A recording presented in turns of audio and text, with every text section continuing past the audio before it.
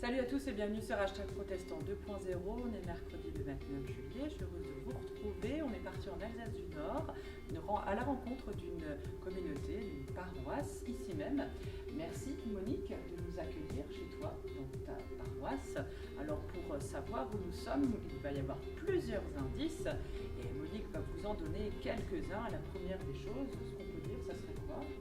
Nous sommes dans une ancienne école qui a été transformée en lieu de culte. Une ancienne école transformée en lieu de culte, donc c'est une salle. C'est une salle, D'accord. il n'y a pas de clocher. D'accord. La suite des indices après la méditation.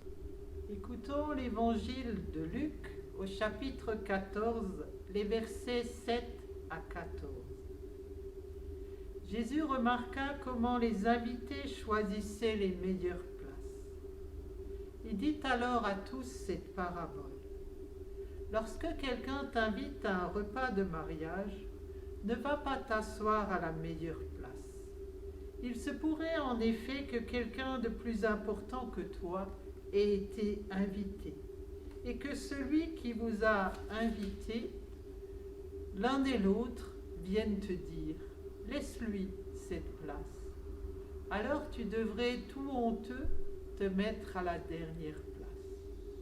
Au contraire, lorsque tu es invité, va t'installer à la dernière place pour qu'au moment où viendra celui qui t'a invité, il te dise « Mon ami, viens t'asseoir à une meilleure place ». Alors ce sera pour toi un honneur devant tous ceux qui seront à table avec toi. En effet, quiconque s'élève sera abaissé, et celui qui s'abaisse sera élevé.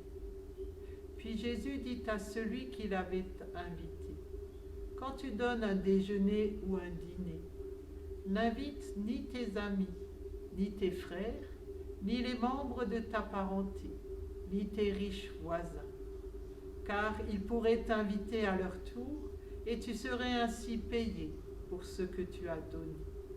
Mais quand tu offres un repas de fête, invite les pauvres, les infirmes, les boiteux et les aveugles.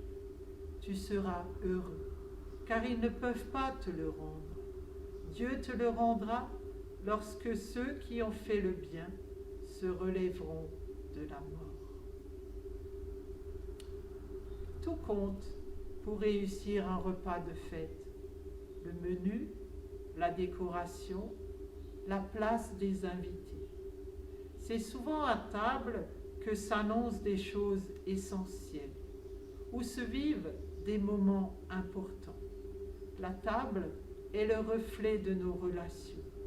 Elle est aussi un lieu privilégié pour Dieu. Jésus a l'œil. Il donne une leçon de savoir-vivre selon Dieu. La gratuité est plus importante que la réciprocité.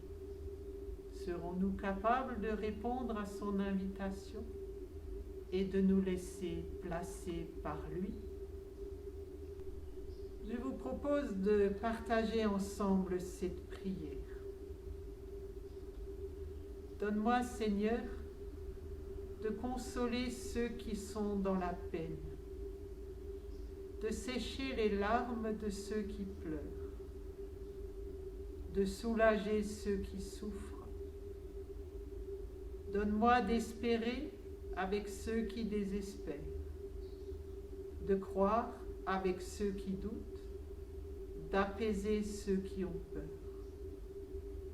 Donne-moi de veiller ceux qui vont vers toi, d'être tes bras pour ceux qui sont mal aimés, d'être ta tendresse pour ceux qui sont abandonnés.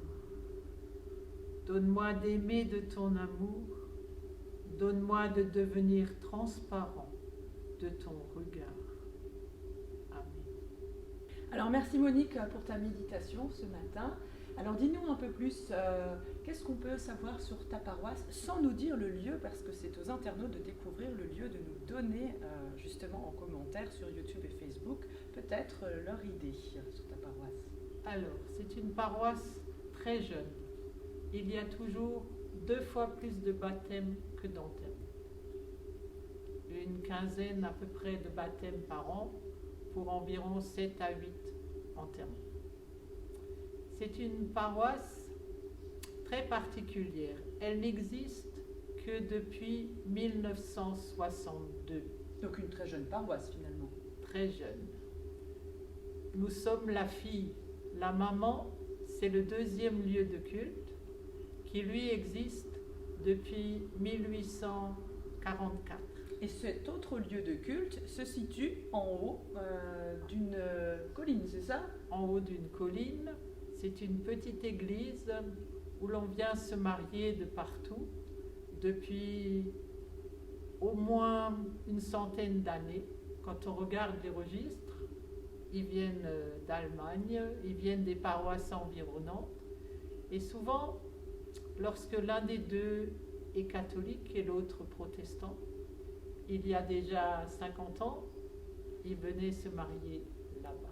Et il y a une particularité, il y a une sonneur de cloche encore, c'est ça? Elle a 89 ans et elle sonne les cloches avec fidélité. À la main en plus. À la main, comme à l'ancienne. Comme à l'ancienne.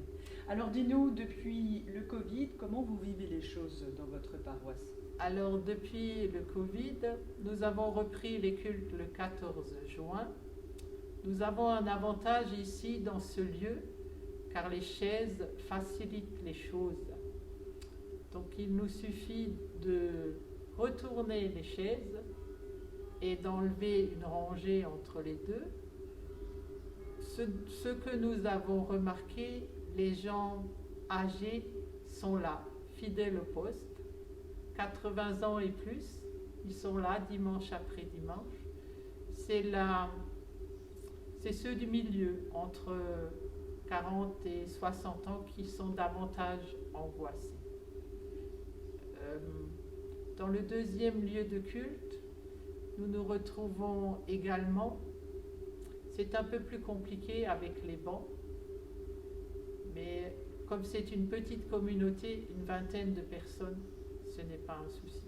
Alors ici, il y a la particularité d'entendre un carillon très particulier. À quelle heure il sonne? Dis-nous voir. Il sonne 5 fois par jour, à midi, 14h35, 17h, 18h et 20h.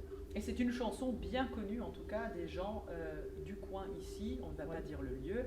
Et pile en face de votre paroisse, il y a l'église catholique, juste sur le parvis. L'église catholique, et donc les cloches sont œcuméniques lors d'un mariage ou lors d'un enterrement. La sacristaine catholique fait sonner les cloches pour nous. Super. Et lorsque la salle ici, qui peut contenir environ 300 personnes, n'est pas assez grande pour un enterrement, nous allons en face. Alors un petit mot pour terminer, Monique, qu'est-ce que tu peux souhaiter à tous nos internautes qui nous regardent aussi fidèlement depuis cette période troublée? Alors j'aimerais vous dire que vous êtes les bienvenus si vous passez dans la région.